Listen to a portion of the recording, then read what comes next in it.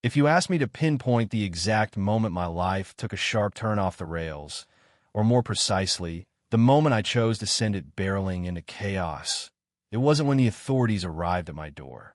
It wasn't when I rigged a high-powered amplifier into my car's wheel well. It wasn't even during the homeowners association meeting where a fellow named Tom, a grown man with a weary soul, broke down and shed tears into his tepid mug of coffee. No, it all began on an ordinary Tuesday in mid-July, the kind of humid, unremarkable day that blankets Pennsylvania like a damp towel.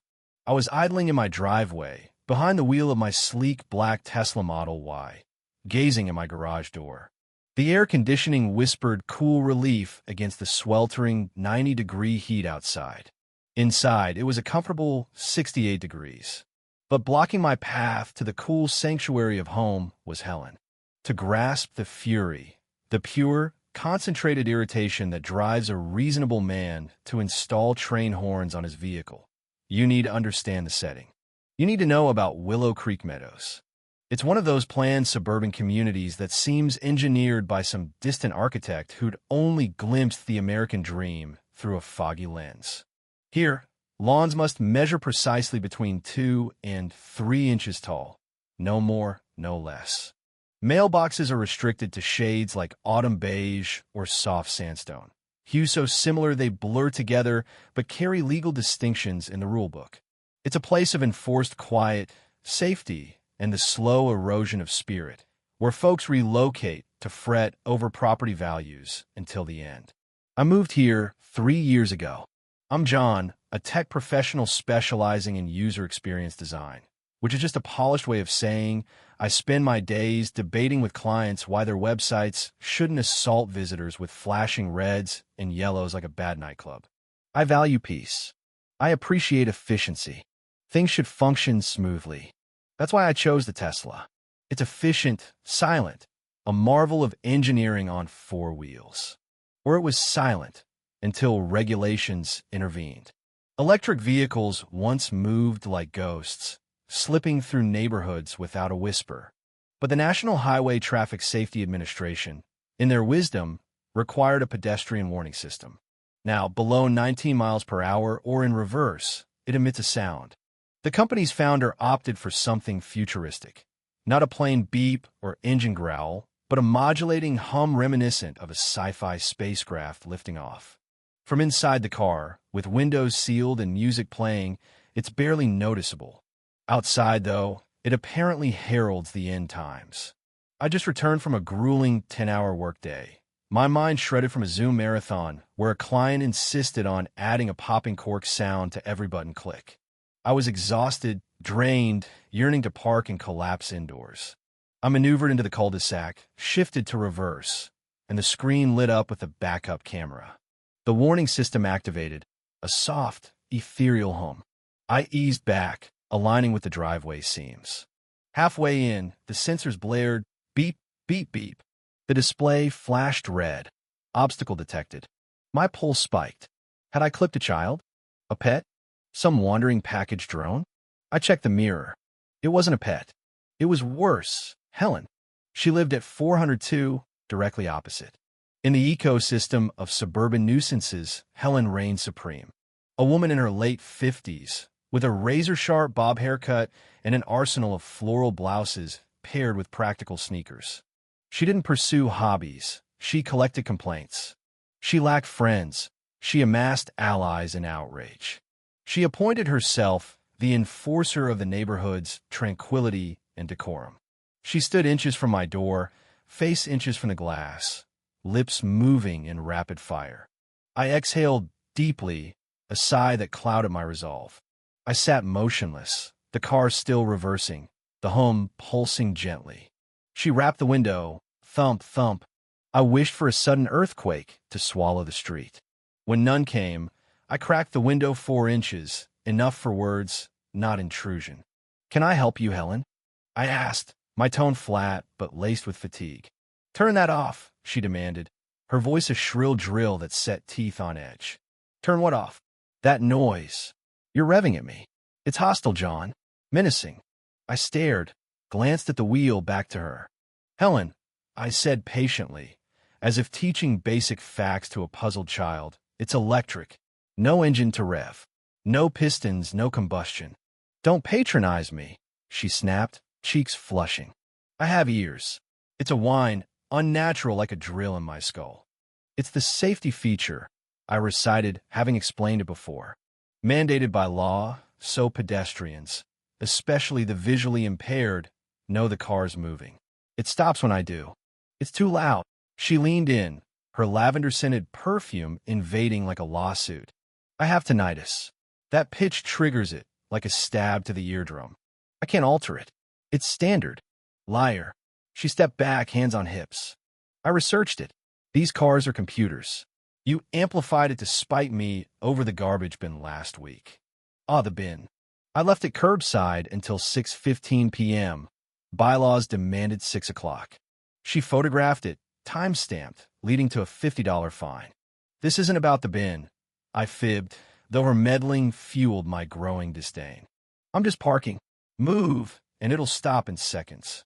I'm not budging until you disable it, she declared, rooting herself on my pavement. You want me to violate federal safety rules? Stop assaulting us with that screech. She gestured at shuttered homes. We all hate it. Why not a normal car? A sedan? Because I prefer efficiency over gas bills. My patience thinned. Helen, please step aside. I'm tired. Is that a threat? Her eyes widened dramatically. He threatened to hit me, she yelled to empty air. I explained physics, a 2-ton vehicle in motion. I'm reporting this. Noise, mods, aggression. You'll be fined bankrupt. Go ahead. Say hi to Tom. I rolled up the window, muffling her tirade. I eased back. The home resumed. She recoiled theatrically, hands over ears, staggering on a grass like the sound was a blast wave. I parked, the noise ceasing. In the garage's quiet, my knuckles whitened on the wheel. Adrenaline surged. Not fear, but raw frustration. She truly believed I targeted her. That a carmaker crafted torment just for a Pennsylvania retiree. I unplugged the charger, grabbed a beer from the fridge, more prop than desire, and peeked out. Helen typed furiously on her phone, glaring at my house. She marched home, tunic flapping like a flag of war. I figured it was over, a fleeting outburst. Wrong. 2 days later, a formal notice taped to my door. Violation of noise and modification rules, accusing me of distress frequencies. Across the street, her blinds twitched. Something inside me fractured. Not rage, but resolve. She craved a noise battle? She'd get one. To appreciate the absurdity, a stable man with savings and steady health turning his car into a sound bomb. You must know the backstory. Helen wasn't a mere neighbor. She was a vortex, devouring joy like a black hole issues citations. Exhibit A, the bin saga. 6 months prior, November, biting wind. I rushed home late from traffic. Bins must vanish by 6 p.m. I arrived at 6:15, headlights catching them curbside. I dashed out pre-Tesla in my old Jeep she deemed too rugged. From shadows, Helen emerged with a mag light, beaming my face. Evening, I shielded, just grabbing them. Time's up, she barked. Traffic was hell. She pulled a tape measure, photographed with flash. 6:16 p.m. visual blight. Invites pests. 16 minutes?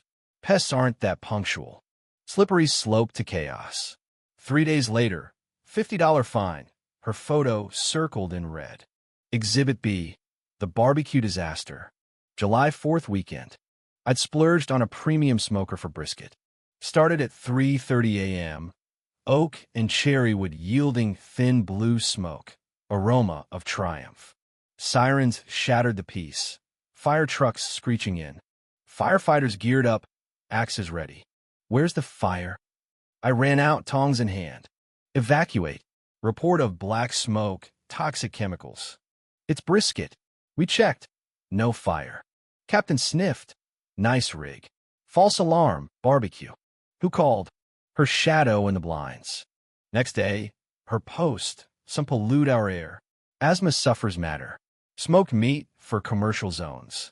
So, the Tesla letter ignited a primed fuse. I've been measured, fined, falsely accused of arson. Patience evaporated. The Willow Creek Community Center. Waxed floors, stale donuts, fluorescent gloom. HOA met monthly to decree on mulch and mailboxes. I arrived armed. Manual, regulations, decibel charts. Tom presided, slumped, comb-over defeated.